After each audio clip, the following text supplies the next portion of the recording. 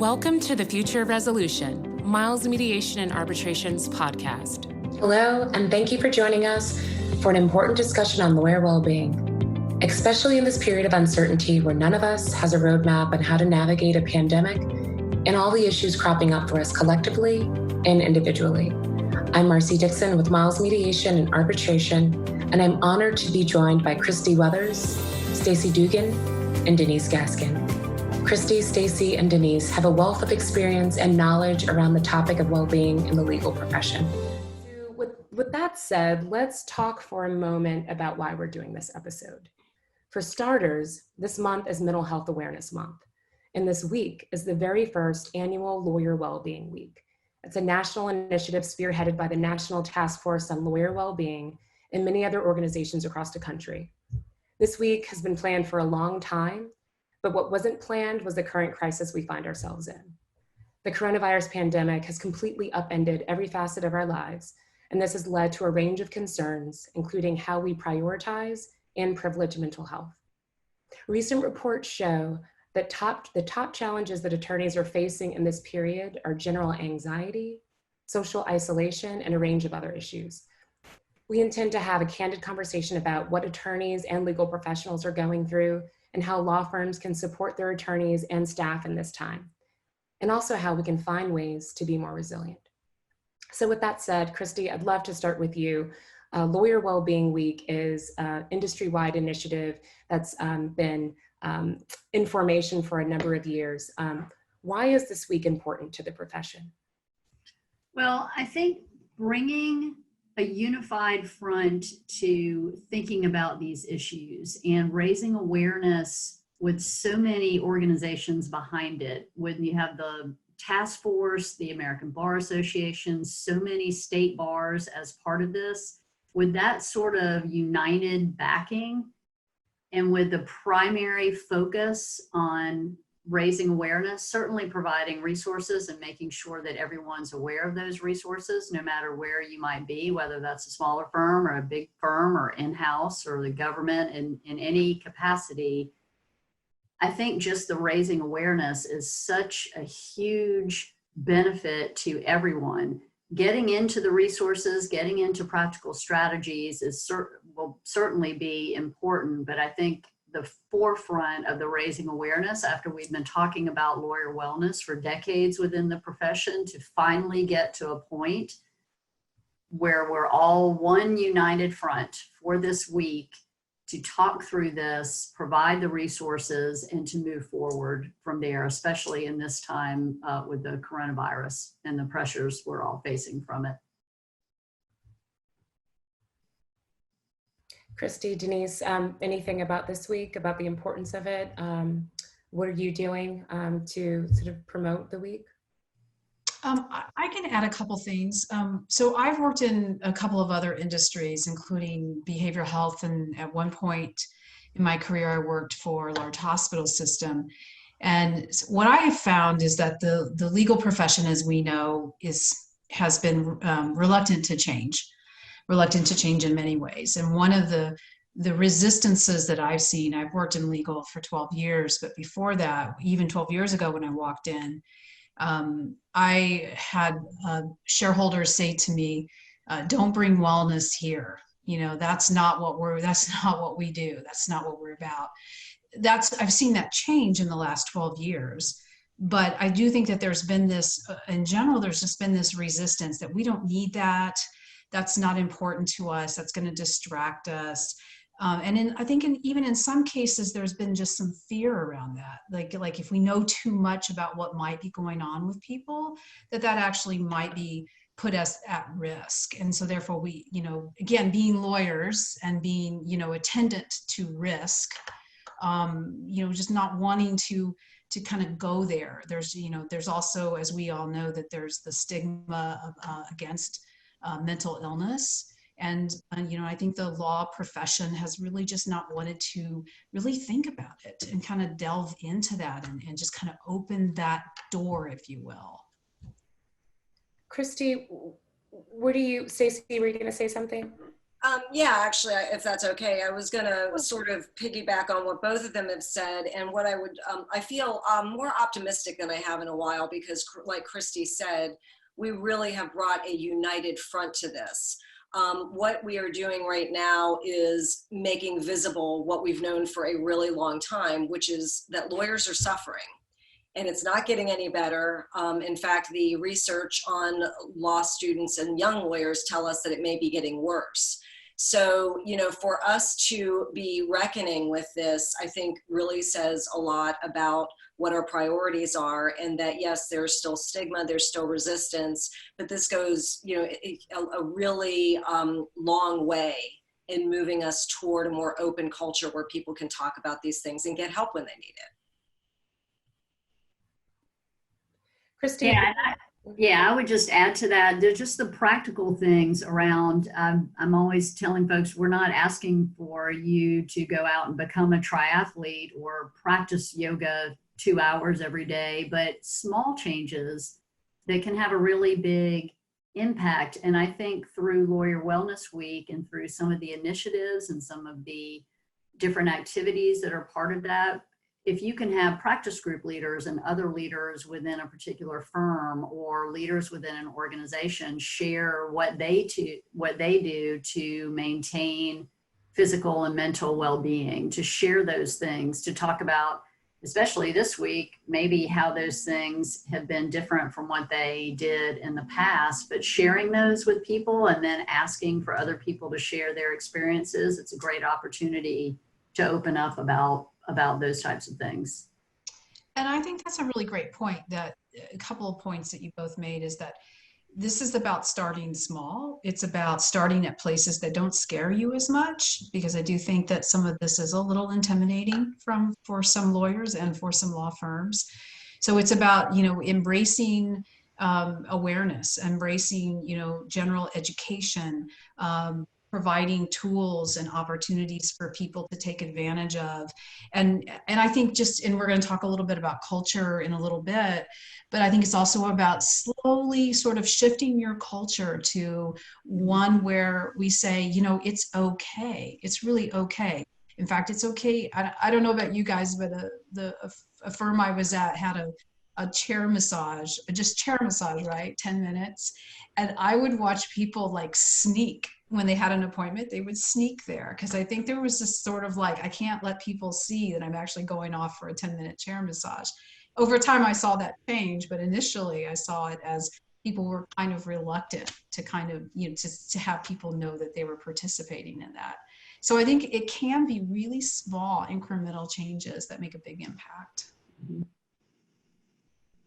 Kristy, what are you hearing from clients, colleagues, and other legal professionals about how they're handling this period? So I have a pretty wide range of contacts within the profession, not only from law firms, but also in-house, a lot of different size firms, from people, and I had practiced for about 14, 15 years before doing what I'm doing now. So I have friends at all levels of different organizations, and what I'm hearing is not necessarily different from what I'm hearing from my non-legal friends about the state of anxiety, the state of uncertainty. A lot of that stuff everybody is feeling. What's a little bit different about handling the stress of taking care of your clients in this environment and not necessarily knowing what is the best way to do that now. Some of the avenues that might have been available to us to offer to help clients in need don't seem to fit as well right now. And so we're having to think a little bit differently about that across the profession. So what I'm hearing in terms of individually and from different folks who are in my position at various law firms is not necessarily that all of the anxiety around the uncertainty is really any different within the legal profession versus non-legal professions, but just on how we're going to weather the storm going forward and be of service to our clients in a meaningful way when they're impacted in very similar circumstances. It's presenting a very new level of challenge, and with that, a whole new level of anxiety. I don't know if Stacey and Denise have kind of different thoughts around that. Well, I'm a therapist, and I'd say probably 40 to 45% of my clients are lawyers, or in the legal profession. And like Kristy said, there's not necessarily a qualitative difference between what you see lawyers and other folks going through. I will say the word that threads through all of it is exhaustion, because we are being tapped at so many different levels. And the exhaustion of having a pandemic hanging over our head is in and of itself really where it makes us weary. But I will also say that one of the things that I see that as human beings we do to ourselves, and it's unfortunate, although I do it myself too, so I'm certainly not casting stones, is that we have judgments about our judgments. So, why am I feeling depressed? Why am I feeling sad? Why did I get upset at my kid?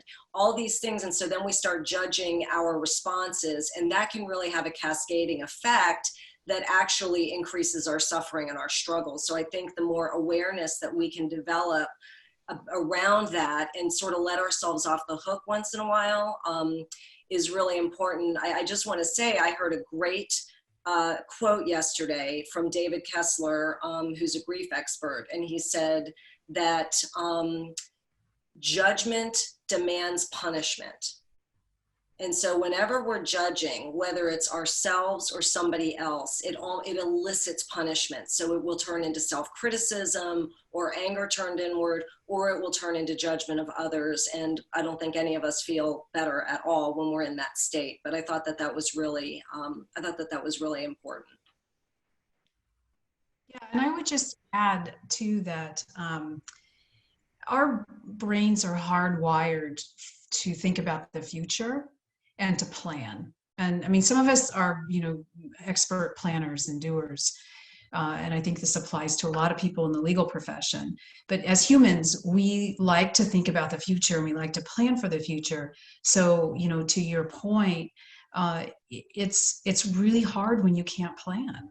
I mean, that's the position that we're in right now, is that no one can plan. We have no idea when this will end. This is not like a natural disaster that has come and swept through us and now has ended. There's no end in sight. And I think that for many of us, for most of us, that is really hard to grapple with. And we also tend to be a little hard on ourselves because, again, the judging, right? Like we can't, why can't I just be okay with being at home, and I'm better off than so many other people, we tell ourselves, right? And yet we're still suffering. And to tell ourselves that it's okay if we don't learn 2 other languages and right. ways to knit while we're at home. Right. That's a really big trap that lawyers and high performing people do. It's kind of like, well, now I have this time, so there's no reason why I shouldn't be, doing those projects that I've been putting off. And I really appreciate what Denise said, because what's happening, and I always try to explain to my clients the neuroscience behind what's happening, because it creates more understanding. And so when we are focused on the future, first of all, few of us rarely assume that the future is going to be bright, right? When we're focused on the future, we're usually expecting, chaos or fear or something like that.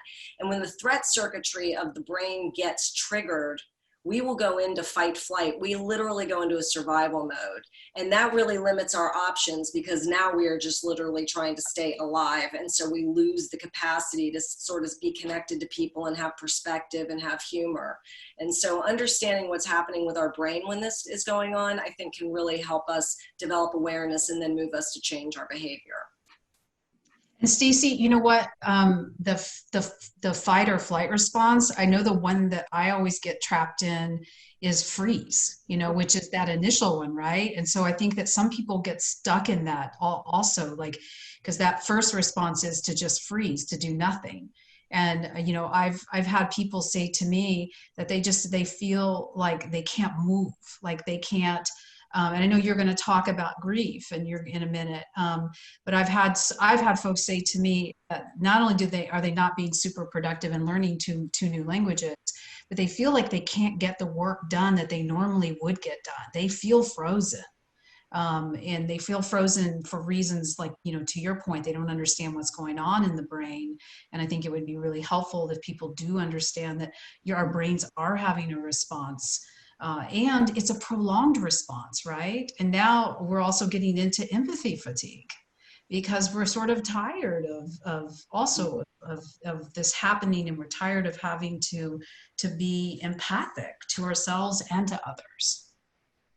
And there's so many different ways of coming at this. We have young lawyers who are living in, smaller apartments by themselves in New York, DC, other larger cities impacted in a different way by the virus than maybe some other parts of the country. Others who have kids on top of them at home, struggling with a lot of different things. Again, not necessarily exclusive to the legal profession, but a lot of that happening when you're trying to focus on serving a client. And those are things that are kind of a little bit harder to manage, both to Denise's and Stacey's point. And can I just put a plug in here real quick for staff, because I've always been such an advocate for the staff that work in legal, and I often feel like we sort of overlook them. So I know that this podcast is being listened to and watched by primarily lawyers, but the staff may have actually more difficulties. They may actually have, especially if you have a younger staff in terms of age, they may actually have young children in the home.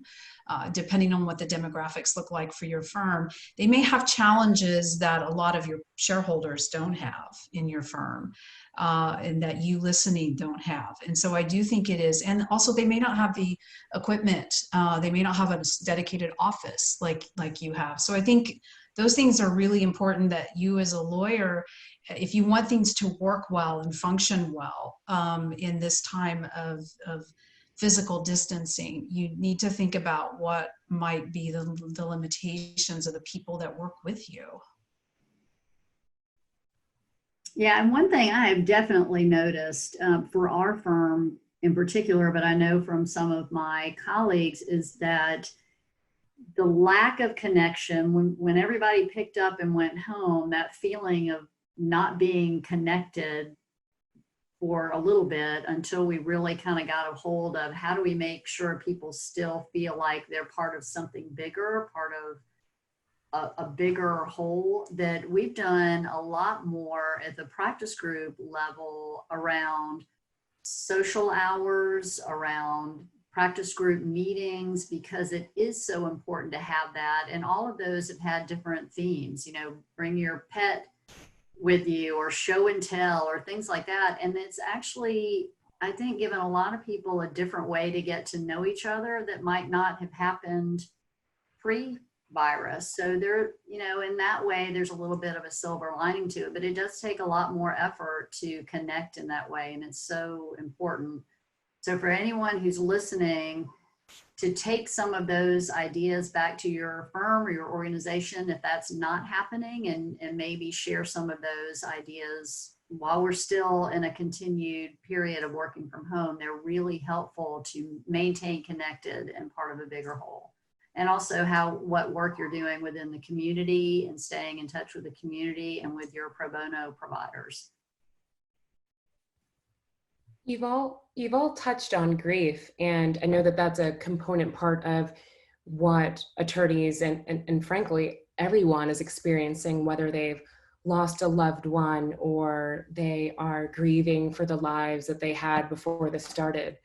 Stacey, you mentioned David Kessler. Can you explain for us what anticipatory and ambiguous loss, what is that, and how do you explain that in terms of what attorneys are experiencing right now?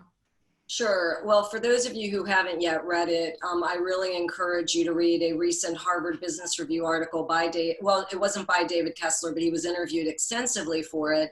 And it's called "That Discomfort You're Feeling is Grief." And Kessler is a grief expert. And what he tells us is that any loss, or grief is by definition a loss. And so a lot of us have sustained many losses, and, you know, our kids may have lost their prom, you know, we have lost our daily routine. We've lost, you know, we've just lost the world that we knew. And while we all have individualized experiences, there is a universality to it. And as he said, we are all dealing with the collective loss of the world we knew. Because this will end, you know, it will end, but we don't know how or when, and we know that we're not going to go back to what we had. So that's why I really encourage us to really be kind to ourselves and to other people, because it's significant. So when we talk about anticipatory grief, what we're really talking about is anxiety. We're talking about what I might lose in the future. You know, I might lose somebody I love. I might lose my livelihood. I could lose my retirement. And so that triggers, like I said, the threat circuitry of the brain. And attorneys are really susceptible to this dynamic, because that's what we do for a living, is we're searching, we're scanning for threat, we're scanning for the, you know, the hidden pitfalls. And what can serve one really well in a professional capacity can actually be problematic when we're trying to manage our emotions and you know, kind of stay grounded during this time. So like I said, anticipatory grief is anxiety. It's I'm afraid I might lose something. And ambiguous grief is different. It's a little bit more confusing, because it's like, I think I lost something, or I'm not sure if what I've sustained is a loss. And one of the examples that I'd give you is a really good friend of mine I worked with 100 years ago. She's retiring from the public defender's office in South Florida. And she was supposed to retire on May 29th, and the courthouse and the office won't open up until June. So this is a retirement that kind of is going to come to pass without any sort of marking of it. Mm-hmm. And of course, you know, in a more even profound level, we have people who have lost loved ones that may not have been able to have memorial services, or, you know, or gather together in community to mourn this loss. So an ambiguous loss is just that. It's ambiguous, but it gets confusing to us because we're really not exactly sure what happened. And so it can be very confusing to the nervous system. In light of that, if you factor in the collective grief that we're experiencing, the fear, the uncertainty to a certain extent, I've read a lot about how we can be more resilient in this time, and had conversations with others about it. And we're just trying to figure out a way, like what are strategies that we can employ in this time. So in the context of what you all are describing, what does resilience mean? And what are some true strategies for building resilience in this period? I think what we might want to think about first is, what do we even mean when we say resilience? You know, I think generally speaking, the conventional wisdom is resilience is slogging through, powering through, toughing it out, you know, getting to the other side. And the idea is resilience is what allows us to bounce back once we're on the other side of the trauma or the adverse event. But, you know, like we've said a couple of times here, that's not sustainable right now. We're in the middle of something and we don't know how or when it will end. And so there was another Harvard Business Review article that came out in 2016 that was entitled, "Resilience is how we recharge, not how we endure." And it was really interesting because it was a 2016 article, like I said. I just found it, I just happened to come across it about a month and a half ago, and I posted it on my LinkedIn page. I had over 500 people interact with that post, either commenting, liking, forwarding, a lot of comments along the lines of, "I really need to remember this." So I think that's a game changer if we look at resilience in terms of, how do I fill my cup? How do I put on my own oxygen mask? And, you know, in terms of strategies, I think I could give you a 2-for-1 here, because 2 of the strategies that I like to teach to my clients are breath work, because like I've told them, breath is the most powerful tool we have at our disposal 24/7. It is the easiest way to calm the sympathetic nervous system, the fight, flight, freeze response, and move us into relaxation. And then grounding is kind of getting back in our bodies to bring ourselves back to the present moment. So when we're carried away with future thoughts and future tripping, as they say, grounding can be really helpful. So not too long ago, my son actually was having a panic attack, and he called me. He was in the parking lot of a hospital, and so I said, you know, get in the car, turn on the AC because it was a little bit warm outside.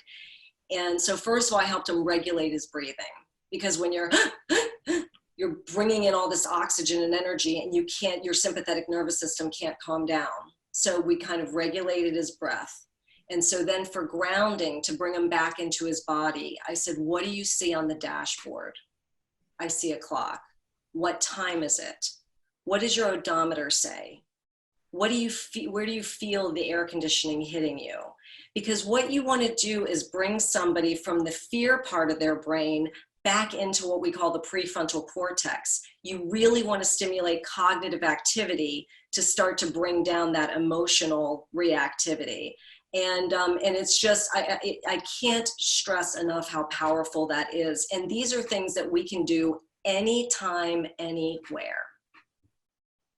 Yeah, and I would just comment on that, because I love the way Stacey presents the science part of it and the practical part of it, because especially within a law firm setting, we tend to see sometimes that some of the words around mindfulness or mediation or other things that might keep people from engaging in a certain practice. I have a great story about a colleague who went to a training program, and he misread the invitation, and he thought it was a mediation. He thought it was a mediation program, and it was a meditation program. And when he got in there, he sort of stayed because he was too embarrassed to get up. And then what he said to me afterwards was that he didn't think about meditation as just breathing, and that if he had been thinking about that when he was younger, he might have used it in a different way.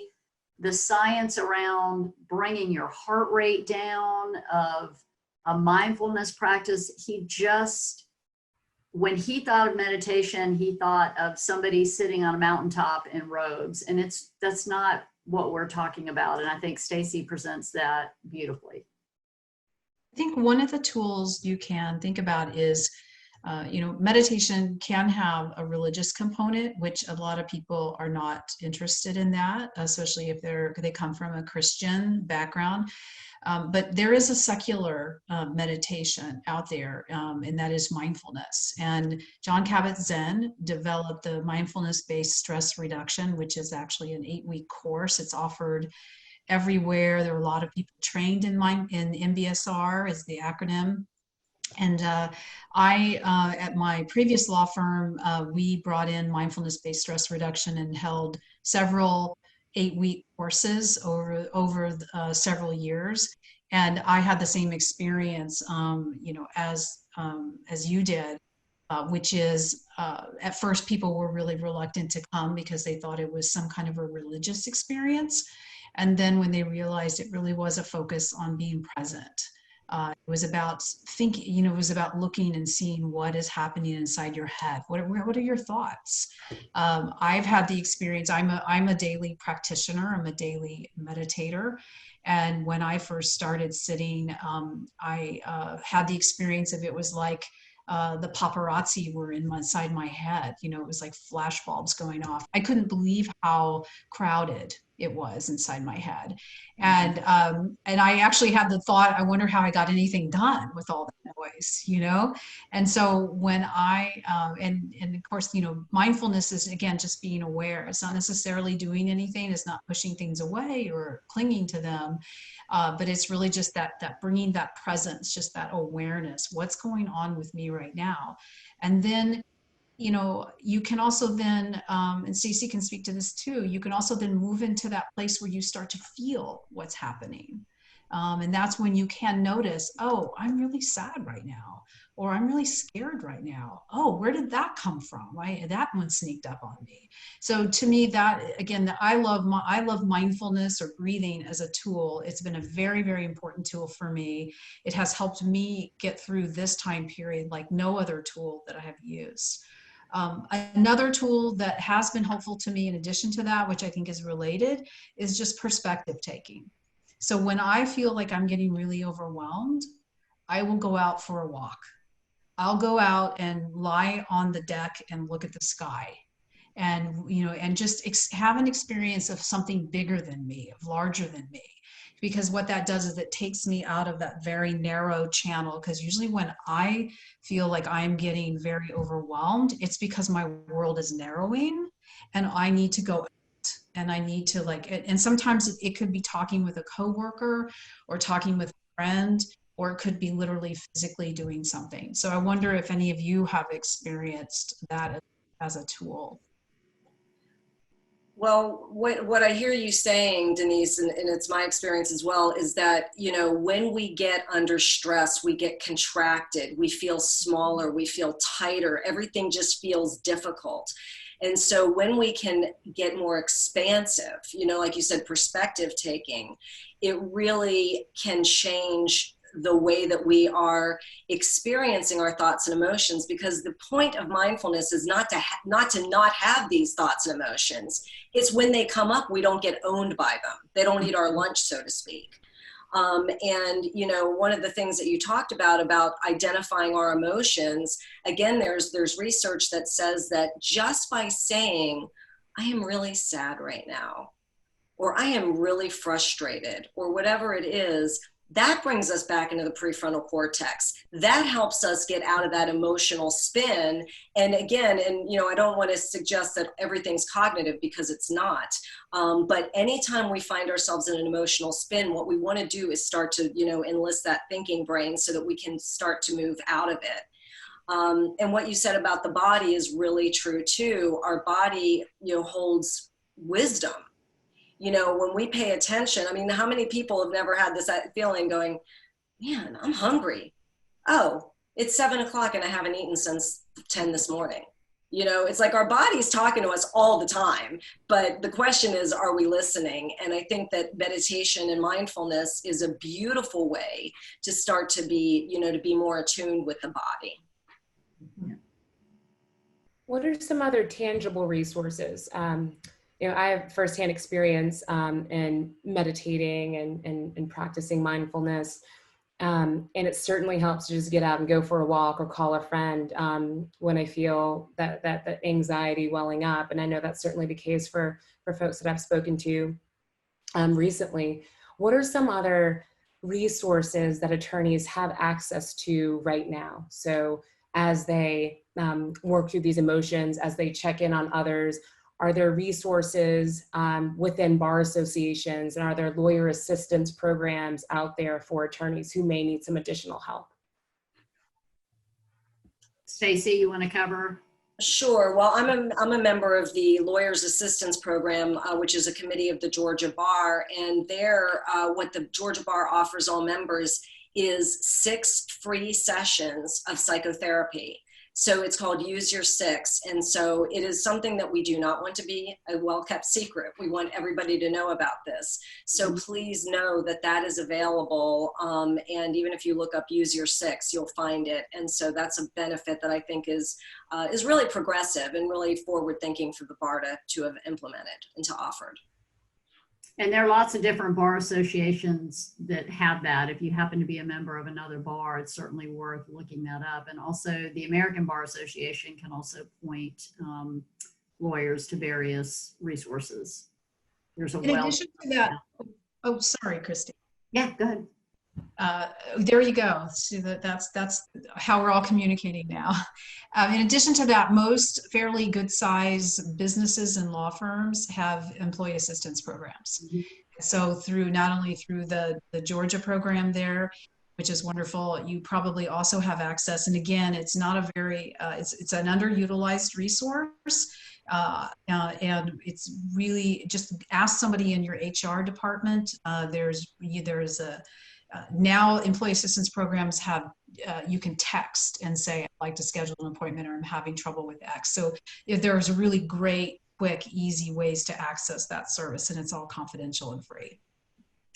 And I just had 2 other quick things, just in terms of tools while we're I guess for use at all times, but also particularly now.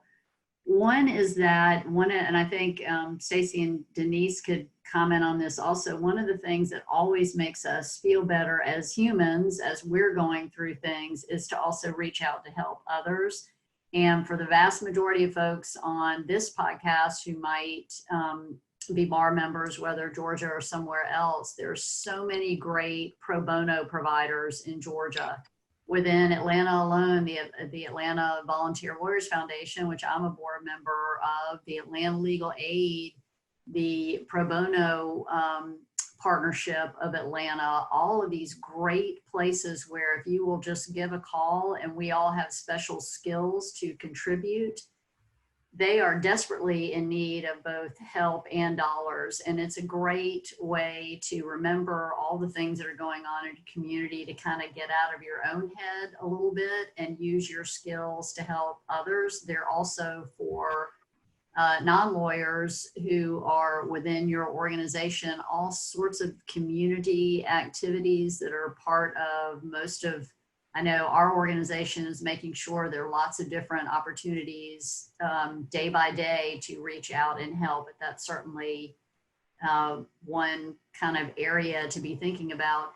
And one other tool that I was going to mention that came from our associates committee had put together a guide of remote working, just best practices. And one of the things was to take a little bit of time each day to think about what you're grateful for. And if you spend a couple of seconds in the morning, it doesn't have to be a lot of time, but to think of 3 things that you're grateful for that morning and to start your day that way, that it helps to reframe your mind. I actually write down 3 things every day that I'm grateful for in the morning. And I don't know if anybody else does that, but Denise or Stacey, any thoughts on not only the helping others, but also the gratitude portion? Yeah, I think there's a lot of research around gratitude and a mindset of gratitude. Positive psychology talks a lot about that. And I do that. Sometimes I admit, sometimes my gratefulness is just that the day is over. You know, it can really be that simple. It doesn't have to be, you know, huge, because there are times when that really is, that's enough. And so I'm a big believer in that. I have one of those, you know, those little books that has like a daily, you can write a couple of lines down in, and it's like a 5-year thing. And so I go back even and read some of the things that I've put in there, and that's really helpful as well. Yeah, and I just want to reiterate this notion of social connection, because, you know, the research on loneliness is really, really compelling. And it is a public health crisis. And why I like to emphasize it, first of all, there's a lot of research that tells us that loneliness connection to others may be the single most important factor in terms of our overall well-being. And the reason I emphasize that is because most of the time that's the first thing that we let go of, right? Oh, I'm too busy. I'm going to have to cancel that lunch. I can't go to that meeting. And especially now, we really need to be connected. I don't like the phrase social distancing. I think we really need to change it to physical distancing, because social distancing is not helping us. And, you know, we all know that you can be alone and not be lonely, and you can be in a crowd of people and feel lonely. So, you know, the 12-step groups really have it right when they talk about the fastest way to get myself out of my own difficulties is for me to reach out to somebody else. And it's not about being a martyr. It's going to make me feel better, and it's going to make you feel better. And so I really encourage folks that if that has not been a priority, please really take a look at what's happening with you, and, you know, and figure out a way to increase your connection. I also just want to put a plug in for getting back to the basics when we talk about tools for resilience: eating well, sleeping well, hydrating, moving, getting outside, like all the basics that we know. Yeah. Well, they're really, really important now. And so, you know, there are so many great resources to access tools, and there are a lot of them. I don't want us to get, you know, to skip over the basics, because they really can't be understated or overstated. And I think that with sleeping, I've talked with a lot of people, you guys probably have too, that are really having trouble with sleep. And there are a lot of things that you can do. And I do think this is where mindfulness again can be really helpful in having breathing exercises. And there are some podcasts out there right now that focus specifically on helping to reduce stress or help you with sleep. And so we're so lucky we have so many tools and resources available to us. So I know that I've listened to 10% Happier, which is Dan Harris's, but I know there's Headspace, there's lots and lots of resources. And there are some that are really specific to helping you sleep better. So I would encourage people to use those, because that is an advantage of being 2020, is that we have a lot of online resources, thankfully. I wanted to make a comment about doing things for others. There is a lot of research that says, it can be nice if you do something for yourself, even right now we can't do a spa treatment necessarily, but if you do something for yourself, you might have an hour or two of heightened, good feelings. But there's some research that shows that if you do something for someone else, the benefits can last up to 8 days. And so the Dalai Lama called that wise selfishness.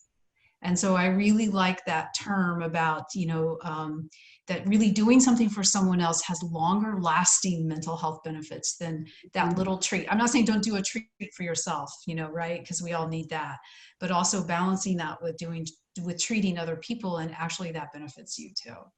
Yeah. Okay. What can firms and organizations do to help their people, to help attorneys, support staff, everyone connected with the firm? How can organizations and firms play a role? Well, I can speak to that just from being in a larger firm. I think management can do a good job with not only your leaders reaching out on a regular basis, meaning weekly updates, encouraging the well-being. Our managing partner, almost everything that he sends out at the end, he'll say, remember to take care of yourself and reach out for help if and when you need it. So I think encouraging people to not be shy about reaching out for help if and when they need it, but also to be taking care of themselves as they are going through their day-to-day work, but also providing a lot of different opportunities, not just at the firm-wide level, but at practice group levels, depending on how your organization is set up. Because I think especially our younger lawyers feel the firm more through the practice group than sort of because that's how you come to work every day. It's with the partners you're working with. So all of the reaching out for social connection and social hours, at least once a week for that, the leaders reaching out, especially to those who might be living at home alone, or those who have children who don't have a support system right with them, or who might have too much of a support system right there with them. So I think thinking about how people are experiencing it a little bit differently, and that level of management reaching out, is a great way to maintain that connection, and to make sure that we're all feeling and remembering that whatever organization we've joined, that we're still feeling part of something bigger and part of an organization that's trying to help the community. That's also encouraging that type of community outreach. All of the civic responsibility activities and the pro bono activities, I think, are all things that firms and other organizations can be doing during this time period.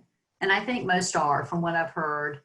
I think most organizations have really stepped up to that challenge. So just from a psychotherapeutic standpoint too, the law is a very hierarchical, very conservative profession. And so I really encourage leaders to explore being more vulnerable with the folks that they lead.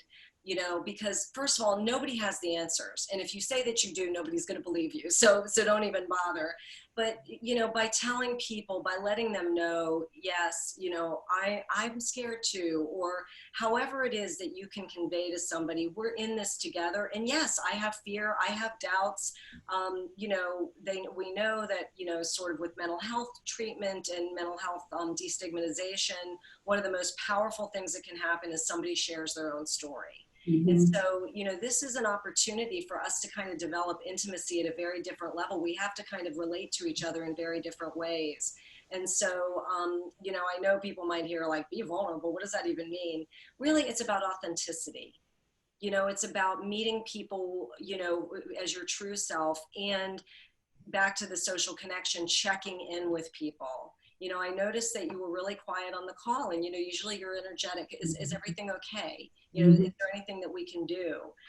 And just really having that outreach and knowing that I'm here being authentic and really wanting to connect, I think goes a long way.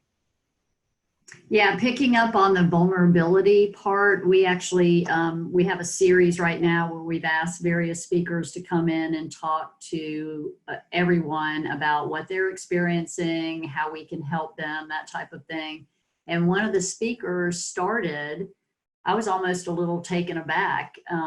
He started with his personal story. So we didn't even know, the audience didn't really know at the time what his role was or what he was going to speak about. He started by saying that when he was a teenager, he was, his mother and father were physically abusive, that he was out on the streets when he was a junior in high school. And I couldn't see the faces on the screen, but mine was certainly, my jaw was dropped. And I felt such a connection. I sort of wanted to reach out and hug him even then. And now he's, you know, a general counsel at a huge corporation. And it was sort of his story of how he got there. And it made it very relatable and very real. It was a really incredible thing. So to Stacey's point of sharing that kind of vulnerability, especially if you are a leader, helps others know that they can be vulnerable. They can have sort of bad times. It doesn't have to all be about perfection. It's not always going to go great, but a hugely powerful thing that leaders can be doing right now. And always, but certainly right now.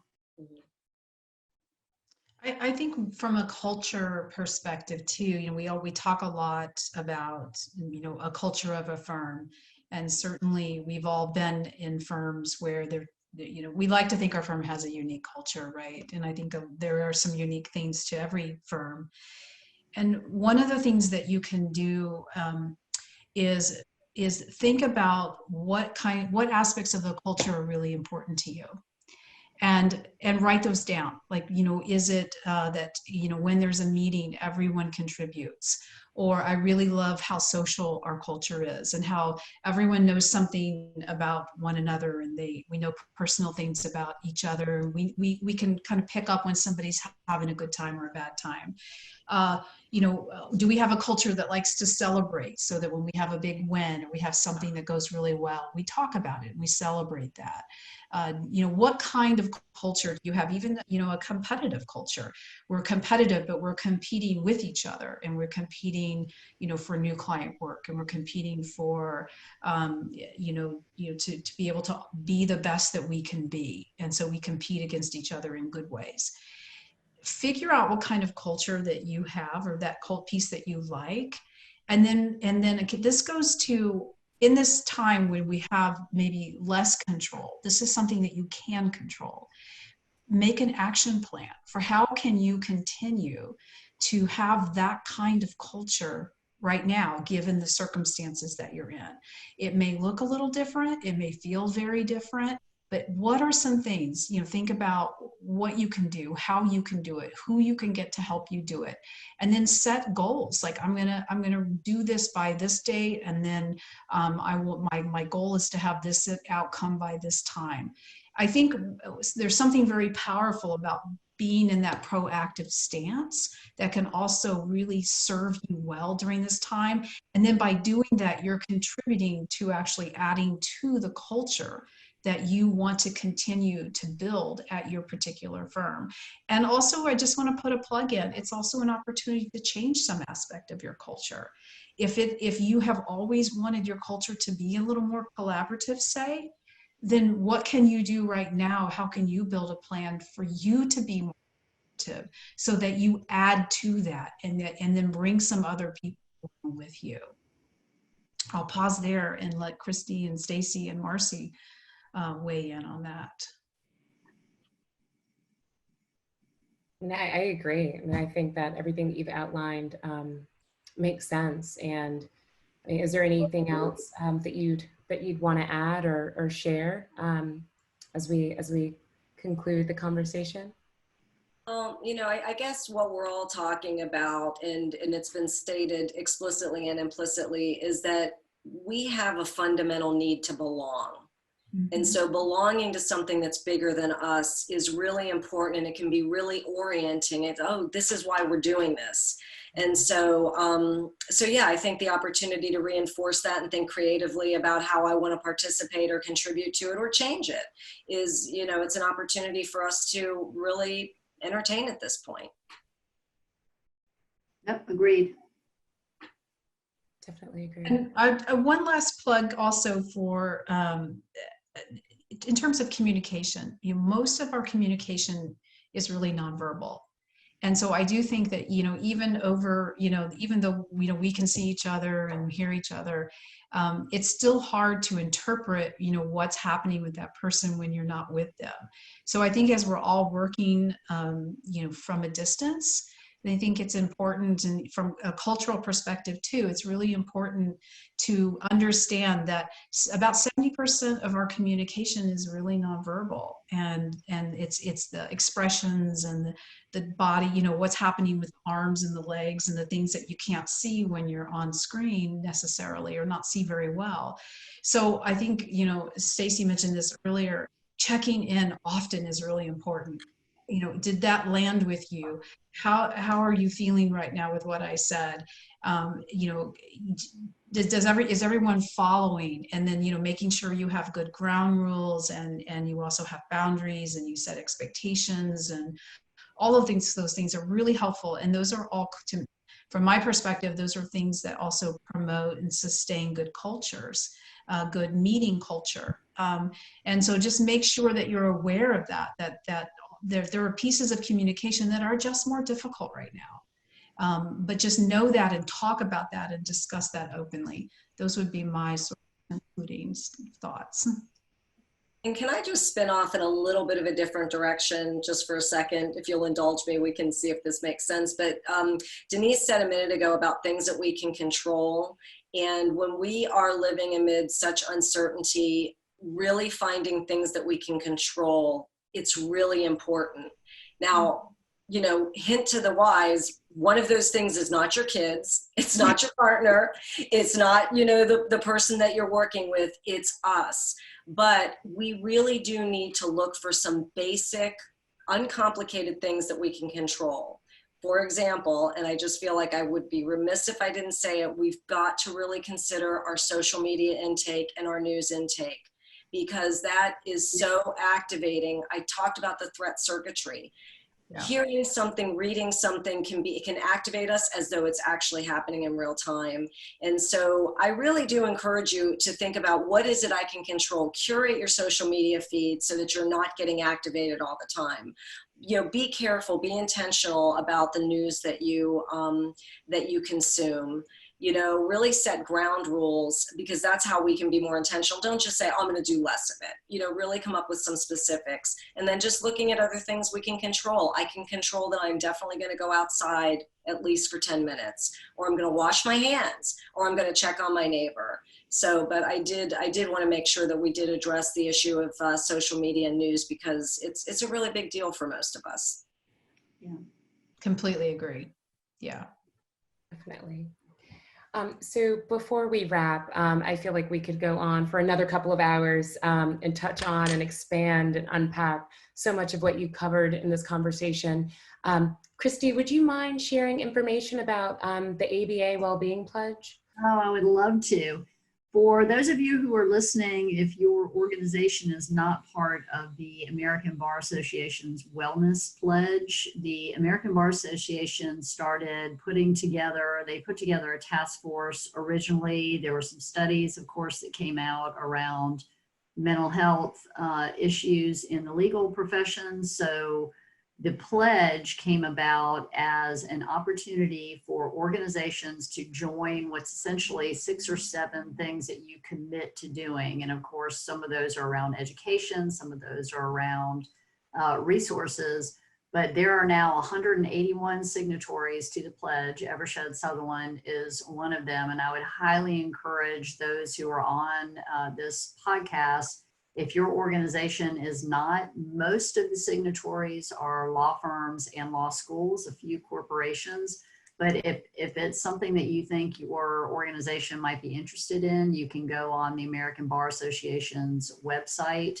All sorts of information, again, all sorts of free resources, but something that being part of the pledge that keeps the well-being issue at the forefront so that you can continue to think about ways and to help in that area, to raise awareness, to keep it moving in a very positive direction and keep it at the forefront. I think we don't lose momentum. The more people we have signing up to that pledge would be wonderful. Thank you for reminding me of that, Marcie. And I would just encourage law firms also to not just give this off to HR and make this an HR thing. I know that there's that tendency. This really, as you know, Kristy and Stacey have also said, this really needs to be something that leaders lead and set the example, and they own it. HR folks are key to implementing it, because a lot of the pledge may involve, some changes in policies, for instance. And so you absolutely need your HR people involved, but your leaders really need to take the lead on this. Yes. All right. Well, Kristy, Denise, and Stacey, thank you so much for sharing your time and providing so much valuable information and resources on how we can endure this uncharted territory that we're in, and hopefully we can uplift others along the way and find ways to be more resilient. We are all in this together. Thank you so much. Thank you so much. For more information about the resources discussed in this episode, including Lawyer Wellbeing Week, the ABA Wellbeing Pledge, and lawyer assistance programs around the country, check out thefutureofresolution.com. You've been listening to The Future of Resolution, the podcast. You can follow The Future of Resolution on Miles Mediation and Arbitration's Instagram, Twitter, and Facebook. If you haven't yet, go to Apple Podcasts, Stitcher, Spotify, and subscribe, rate, or review this podcast. Join us soon for another interesting discussion. Thank you for listening.